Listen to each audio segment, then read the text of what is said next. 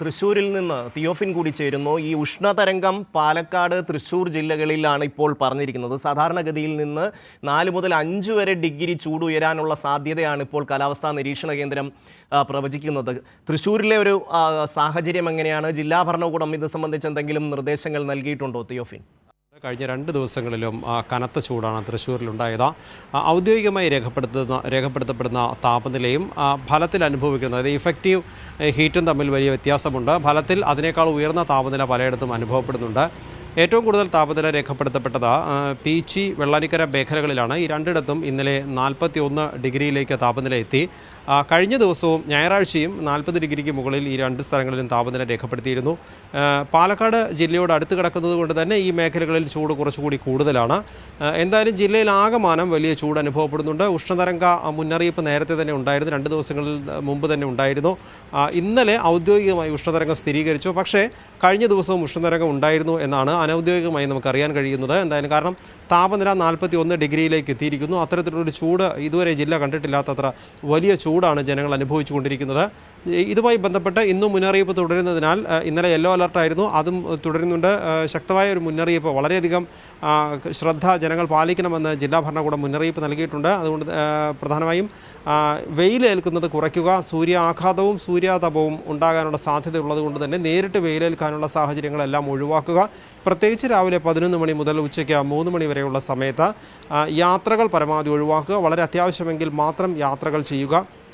പുറത്ത് വെയിലത്ത് സഞ്ചരിക്കേണ്ടി വരികയാണെങ്കിൽ പാദരക്ഷകളും കുടയും നിർബന്ധമായും ഉപയോഗിക്കാൻ ശ്രമിക്കുക എന്നും നിർദ്ദേശം നൽകിയിട്ടുണ്ട്. വെള്ളം പരമാവധി കുടിക്കാനാണ് നിർദ്ദേശം, അതായത് ശുദ്ധജലം. എന്നാൽ ചായ, കാപ്പി, മറ്റ് കാർബണേറ്റഡ് ഡ്രിങ്ക്സ്, കോള പോലെയുള്ളവ, മദ്യം ഇതൊന്നും കഴിക്കരുത്. കാരണം ഇതെല്ലാം നിർജ്ജലീകരണം ഉണ്ടാക്കുന്നവയാണ്. അതുകൊണ്ട് ഇത്തരം പാനീയങ്ങൾ പകൽ സമയം കഴിക്കുന്നത് ഒഴിവാക്കാനും നിർദ്ദേശമുണ്ട്. മറ്റൊന്ന്, ഈ പ്രധാനമായും ഈ മാലിന്യങ്ങൾ ശേഖരിച്ച് വെച്ചിരിക്കുന്ന സ്ഥലങ്ങളുണ്ട്. ഹരിതകർമ്മസേനയുടെ മാലിന്യങ്ങൾ ശേഖരിക്കുന്ന MCF പോലെയുള്ള സ്ഥലങ്ങൾ, അത്തരത്തിലുള്ള സ്ഥലങ്ങൾ, അതേപോലെ ഗോഡൗണുകൾ, ചില കമ്പനികളുടെ ഗോഡൗണുകൾ, തീപിടുത്ത സാധ്യതയുള്ള വസ്തുക്കൾ സൂക്ഷിക്കുന്ന സ്ഥലങ്ങൾ, ഇവിടെയെല്ലാം വളരെയധികം ശ്രദ്ധ പാലിക്കണം.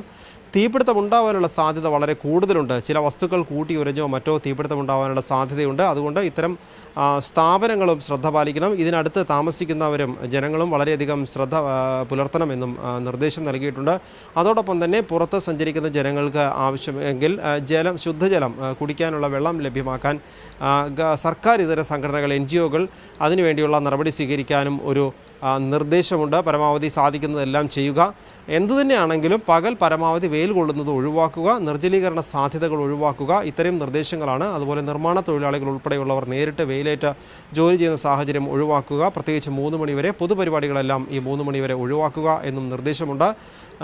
ആവശ്യമെങ്കിൽ മറ്റ് കഠിനമായ ജോലി ചെയ്യുന്നവർ, അതായത് നേരിട്ട് വെയിലേറ്റ് അല്ലെങ്കിൽ പോലും കഠിനമായ ജോലി ചെയ്യുന്നവർ ആണെങ്കിൽ ഈ നിർജ്ജലീകരണ സാധ്യതയും മറ്റ് പ്രയാസങ്ങളും ഒഴിവാക്കുന്നതിനായി ഇടവേളകൾ എടുത്ത് ജോലി ചെയ്യാനാണ് നിർദ്ദേശം.